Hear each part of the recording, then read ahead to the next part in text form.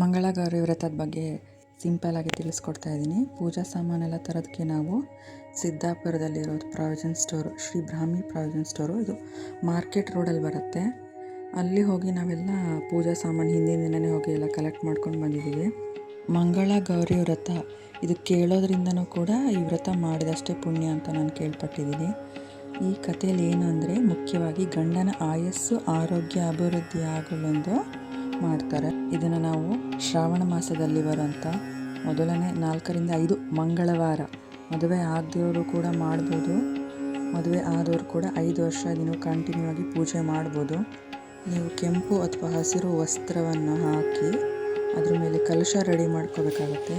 ಬಾಳೆ ಎಲೆ, ಅಕ್ಕಿ, ಹಾಗೆ ನೀವು ಬೆಳ್ಳಿ ಚಂಬಿಡ್ಬೋದು ಅಥವಾ ಯಾವುದಾದ್ರೂ ನಿಮಗೆ ನಾರ್ಮಲ್ ತಾಮ್ರದಲ್ಲೂ ಚಂಬು ಕೂಡ ಇಡ್ಬೋದು.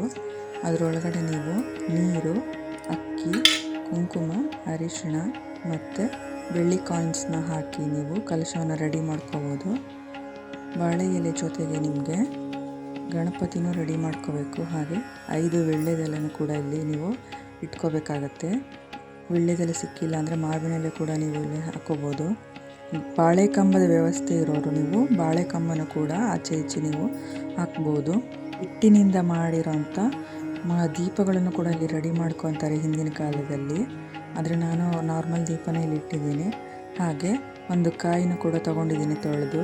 ಅದಕ್ಕೆ ನೀವು ಅರಿಶಿಣ ಮತ್ತು ಕುಂಕುಮವನ್ನು ಹಚ್ಚಿ ಪೂಜೆಗೆಲ್ಲ ರೆಡಿ ಮಾಡ್ಕೊತಾ ಇದ್ದೀನಿ. ಪಾರ್ವತಿ ದೇವಿಯನ್ನು ನಾವಿಲ್ಲಿ ಮಂಗಳಗೌರಿಯಾಗಿ ನಾವಿಲ್ಲಿ ಪೂಜಿಸ್ತಾ ಇರೋದು. ವೈವಾಹಿಕ ಜೀವನ, ಸೌಖ್ಯ, ಪತಿಯ ದೀರ್ಘಾಯುಷ್ಯ ಮತ್ತು ಸಂತೋಷಕ್ಕಾಗಿ ಈ ವ್ರತವನ್ನು ನಾವು ಆಚರಿಸ್ತಾ ಇರೋದು. ಮುಖ್ಯವಾಗಿ ಉಪವಾಸವಿದ್ದು ಮತ್ತು ನೈವೇದ್ಯವನ್ನೆಲ್ಲ ಅರ್ಪಿಸಿ ನಂತರ ನೀವು ಊಟ ಮಾಡತಕ್ಕದ್ದು. ಬೆಳಗ್ಗೆ ಬೇಗನೆ ಎದ್ದು ಸ್ನಾನ ಮಾಡಿ ಕೆಂಪು ಬಣ್ಣದ ವಸ್ತ್ರವನ್ನು ನೀವು ಹಾಸಿದ್ರೂ ಒಳ್ಳೆಯದಾಗುತ್ತೆ. ಕಲಶ ಸ್ಥಾಪನೆ, ನೀರು ತುಂಬಿ ನೀವು ರೆಡಿ ಮಾಡಿ ಇಟ್ಕೋಬೇಕಾಗತ್ತೆ. ಕಲಶವನ್ನು ಉತ್ತರ ಅಥವಾ ಪೂರ್ವ ದಿಕ್ಕಿನಲ್ಲಿಡಿ. ನೀವು ಸೀರೆ ಕೂಡ ಉಡಿಸ್ಬೋದು, ಇಲ್ಲ ಅಂದರೆ ಬ್ಲೌಸ್ ಪೀಸ್ ಕೂಡ ಇಲ್ಲಿ ನೀವು ರೆಡಿ ಮಾಡಿ ಇಡಬೇಕಾಗುತ್ತೆ. ಬೆಳ್ಳಿ ಮುಖನೇ ಇಡಬೇಕಂತ ಏನಿಲ್ಲ, ನಿಮಗೆ ಯಾವುದು ಸಾಧ್ಯ ಇದೋ ಆ ಮುಖವನ್ನು ನೀವು ಇಟ್ಟರೂ ಸಾಕಾಗತ್ತೆ. ನೀವು ಹೂವು ಅಲಂಕಾರ ಎಲ್ಲ ಮಾಡಿದ ಮೇಲೆ ದೀಪ ಮತ್ತು ತುಪ್ಪದ ದೀಪ, ಧೂಪ ಎಲ್ಲ ಮಾಡಿದ ನಂತರ ಕಥೆಯನ್ನು ಓದಬೇಕಾಗತ್ತೆ. ಮಂಗಳಗೌರಿ ವ್ರತದ ನಿಮಗೆ ಕತೆ ಬುಕ್ಕು ಸಿಗುತ್ತೆ. ಅದರಲ್ಲಿ ನಿಮಗೆ ನೀಟಾಗಿ ಎಲ್ಲ ಕ್ಲಿಯರಾಗಿ ಮೆನ್ಷನ್ ಮಾಡಿರ್ತಾರೆ. ಆ ಕತೆ ಓದೋದ್ರಿಂದನೂ ಕೂಡ ನಿಮಗೆ ಮುಖ್ಯವಾಗಿ ಪೂಜೆ ವ್ರತ ಮುಗಿಯುವಂಥದ್ದು. ಹಾಗೆ ನೈವೇದ್ಯ ಕೂಡ ಮಾಡಬೇಕಾಗತ್ತೆ. ಒಂದಾನೊಂದು ಕಾಲದಲ್ಲಿ ರಾಜನು ತುಂಬ ಅಭಿವೃದ್ಧಿಯಾಗಿ ಇರ್ತಾನೆ, ಸಂಪತ್ತು ಭರಿತವಾಗಿ. ಆದರೆ ಒಂದೇ ಒಂದು ಸಮಸ್ಯೆ ಅಂದರೆ ಅವರಿಗೆ ಸಂತಾನ ಪ್ರಾಪ್ತಿಯಾಗಿರೋದಿಲ್ಲ. ಹೀಗೆ ಒಂದಿನ ರಾಣಿ ಅವರ ಪತ್ನಿಯಾದವರು ಶಿವನು ಅವರ ಮನೆಗೆ ಭಿಕ್ಷುಕನ ರೂಪದಲ್ಲಿ ಬಂದು ಭಿಕ್ಷೆ ಬೇಡುವಾಗ ಮಗು ಇಲ್ಲದ ಕಾರಣ ಭಿಕ್ಷೆಯನ್ನು ಅವರು ತಗೊಳ್ದಿರೋದಿಲ್ಲ, ಹಾಗೆ ಮುಂದುವರೆದಿರ್ತಾರೆ.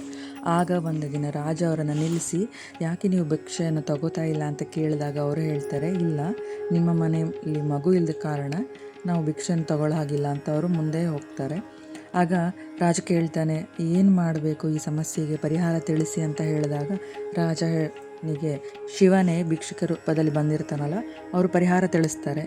ನೀವು ನಿಮ್ಮ ಕುದುರೆಯನ್ನು ತಗೊಂಡೋಗಿ, ಕಪ್ಪು ಕುದುರೆಯನ್ನು ತಗೊಂಡೋಗಿ ಕಾಡಿಗೆ ಹೋಗಬೇಕಾಗತ್ತೆ. ಕಾಡಿಗೆ ಹೋದಾಗ ಎಲ್ಲಿ ನಿಲ್ಲುತ್ತೆ ಕುದುರೆ ಆ ಜಾಗದಲ್ಲೇ ತಣಿದು ಅಲ್ಲೇ ಇರೋ ಒಂದು ದೇವಸ್ಥಾನದ ಬಳಿ ಒಂದು ಮಾವಿನ ಮರ ಸಿಗುತ್ತೆ.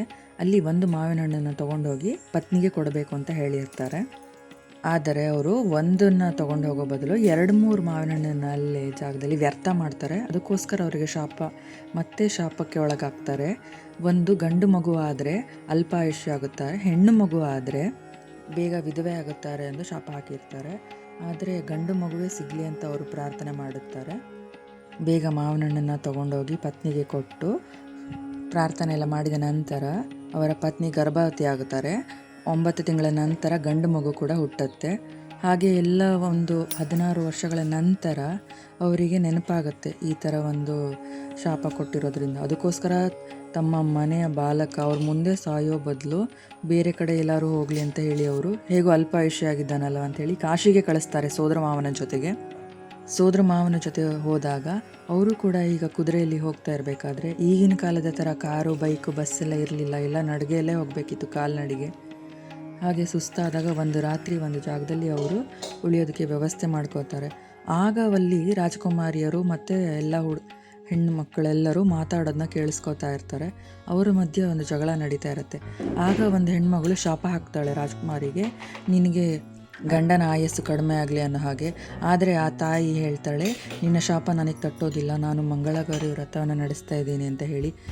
ಈ ಕಾನ್ವರ್ಸೇಷನ್, ಈ ಮಾತುಕತೆಯನ್ನು ಈ ರಾಜ ಕೇಳಿಸ್ಕೊಂಡಿರ್ತಾನೆ. ಅದಕ್ಕೋಸ್ಕರ ತನ್ನ ಹೇಗೂ ಅಳಿಯನ್ನು ಈ ಹೆಣ್ಣಿಗೆ ಕೊಟ್ಟರೆ, ಮದುವೆ ಮಾಡಿ ಕೊಟ್ಟರೆ ಏನಾದರೂ ಆಯಸ್ಸು ಬರ್ಬೋದೇನೋ ಅಂತ ಹೇಳಿ ಒಂದು ಆಲೋಚನೆ ಮಾಡಿ ಆ ಮನೆಗೆ ಹೋಗಿ, ಆ ರಾಜವಂಶ ಮನೆಗೆ ಹೋಗಿ ತನ್ನ ಅಳಿಯನನ್ನು ಮದುವೆ ಮಾಡಿ ಕೊಡೋದಕ್ಕೆ ಯೋಚನೆ ಮಾಡ್ತಾರೆ. ಈ ಕತೆ ನಿಮಗೆ ಮಂಗಳಗೌರಿ ವ್ರತದ ಬುಕ್ಕಲ್ಲಿ ತುಂಬ ಡೀಟೇಲ್ ಆಗಿ ಕೊಟ್ಟಿದ್ದಾರೆ. ನಾನು ಸ್ವಲ್ಪ ಹೇಳ್ತಾ ಇದ್ದೀನಿ ಅಷ್ಟೇ. ಅವರು ಮತ್ತೆ ಎಲ್ಲ ಮದುವೆ ಮಾಡಿ ಕೊಡ್ತಾರೆ. ಮದುವೆ ಮಾಡಿ ನೆಕ್ಸ್ಟು ಮರುದಿನವೇ ಕೂಡ ಅವರು ಕಾಶಿಗೆ ಪ್ರಯಾಣ ಮಾಡ್ತಾರೆ. ಎಷ್ಟು ದಿನ ಆದರೂ ವಾಪಸ್ ಬರದೇ ಇರೋದಕ್ಕೋಸ್ಕರ ಇಲ್ಲಿ ಹೆಂಡತಿ ಮನೆಯಲ್ಲಿ ಕಾಯ್ತಾ ಇರ್ತಾರೆ, ಬರಲಿಲ್ಲ ಅಂತ. ಊಟ ಉಪಚಾರ ಎಲ್ಲರಿಗೂ ಹೋಗಿ ಬರೋ ದಾರಿ ಹೋಕರಿಗೆಲ್ಲ ವ್ಯವಸ್ಥೆ ಮಾಡಿರ್ತಾರೆ. 16 ವರ್ಷಕ್ಕೆ ಅವರಿಗೆ ಜೀವ ಹೋಗ್ತದೆ ಅಂತ ಎಲ್ಲ ಅಂದ್ಕೊಂಡಾಗ, ಆದರೆ ಆ ಶಿವನ ಕೃಪೆಯಿಂದ ಆಯಸ್ಸು ವೃದ್ಧಿಯಾಗುತ್ತೆ. ಮಂಗಳಗೌರಿ ವ್ರತದ ಕೃಪೆಯಿಂದ ವಾಪಸ್ ಅವರ ಗಂಡ ಬರ್ತಾರೆ.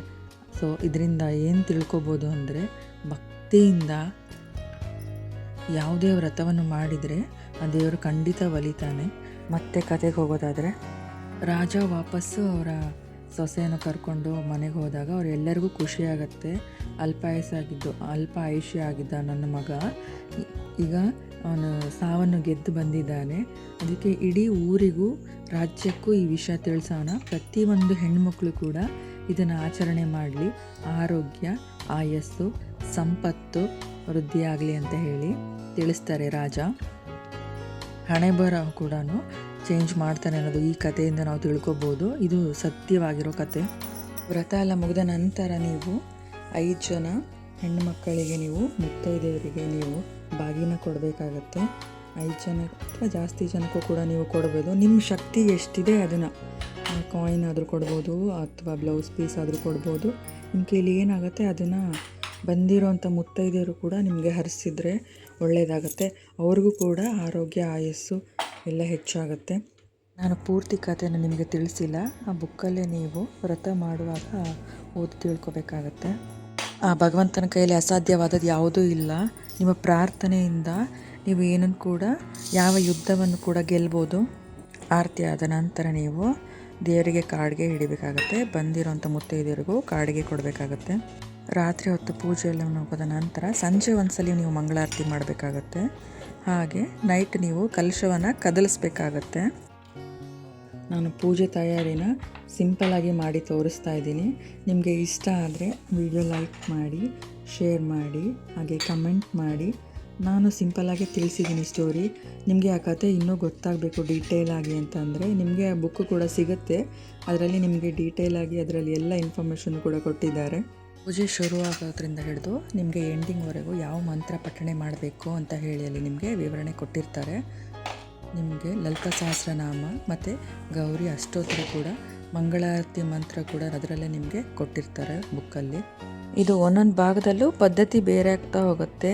ನೀವು ನೈವೇದ್ಯಕ್ಕೆ ಹಣ್ಣುಗಳನ್ನು ಇಡ್ಬೋದು ಅಥವಾ ಹೋಳಿಗೆಯನ್ನು ಮಾಡ್ಬೋದು. ನೀವು ಉಂಡೆ ಕೂಡ ನೀವು ಇಲ್ಲಿ ಮಾಡ್ಬೋದು. ನಿಮ್ಗೆ ಯಾವುದಾಗುತ್ತೋ ಅದು ಸಿಂಪಲ್ಲಾಗಿ ನೀವು ಮಾಡ್ಕೊಳ್ಳಿ. ಚಕ್ಲಿ ಕೂಡ ನೀವು ಮಾಡಿಟ್ಕೋಬೋದು ನೈವೇದ್ಯಕ್ಕೆ.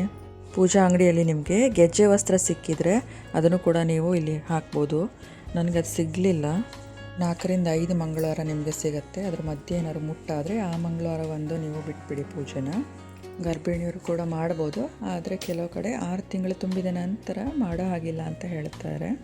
ನೀವು ಹಿಂದಿನ ದಿನ ಆದಷ್ಟು ಎಲ್ಲ ಬೆಳ್ಳಿ ಸಾಮಾನನ್ನು ತೊಳೆದಿಟ್ಕೊಂಡು ರೆಡಿ ಮಾಡಿಟ್ಕೊಂಡ್ರೆ ನಿಮಗೆ ಹಬ್ಬದ ದಿನ ಅಷ್ಟು ಕಷ್ಟ ಆಗೋದಿಲ್ಲ. ಇಲ್ಲ ಅಂತಂದರೆ ನೀವು ಎಷ್ಟೇ ಬೆಳಗ್ಗೆ ಸ್ಟಾರ್ಟ್ ಮಾಡಿದರೂ ಅದು ಮುಗಿಯೋಷ್ಟೊತ್ತಿಗೆ ಮಧ್ಯಾಹ್ನನೇ ಆಗೋಗಿರುತ್ತೆ. ಸೊ ಎಲ್ಲ ಉಪವಾಸ ಇರೋದಕ್ಕೆ ಖಂಡಿತ ಟ್ರೈ ಮಾಡಿ. ಬೆಳಗ್ಗೆ ಮಧ್ಯಾಹ್ನ ಅಂತೂ ರಾತ್ರಿ ಆಗದಿದ್ರು.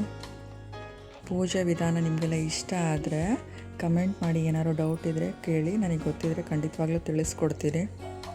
ವಿಡಿಯೋನ ನಾನು ತುಂಬ ಲೇಟಾಗಿ ಹಾಕಿದ್ದೀನಿ. ಸೊ ನೀವು 2026 ನೆಕ್ಸ್ಟ್ ಸೆಪ್ಟೆಂಬರ್ ಶ್ರಾವಣ ಮಾಸ ಟೈಮಿಗೆ ನೀವು ರೆಡಿ ಮಾಡ್ಕೋಬೋದು. ಈಗಲೇ ಒಂದ್ಸಲಿ ನೋಡ್ಕೊಂಡಿದ್ದೀರಲ್ಲ. ವಿಡಿಯೋ ನೋಡಿ ಸಪೋರ್ಟ್ ಮಾಡ್ತಿರೋ ಎಲ್ಲರಿಗೂ ಕೂಡ ದೇವರು ಖಂಡಿತವಾಗ್ಲೂ ಒಳ್ಳೇದು ಮಾಡಲಿ ಅಂತ ಬೇಡ್ಕೊತೀನಿ. ಲಾಸ್ಟಿಗೆ ನೀವು ದೇವರಿಗೆ ಕೂಡ ಉಡಿ ತುಂಬಬೇಕಾಗತ್ತೆ. ನಿಮ್ಮೂರ ಕಡೆ ಎಲ್ಲ ಹೇಗೆ ಆಚರಣೆ ಮಾಡ್ತಾರೆ ಅಂತ ತಿಳಿಸ್ಕೊಡಿ ಕಮೆಂಟ್ ಸೆಕ್ಷನಲ್ಲಿ.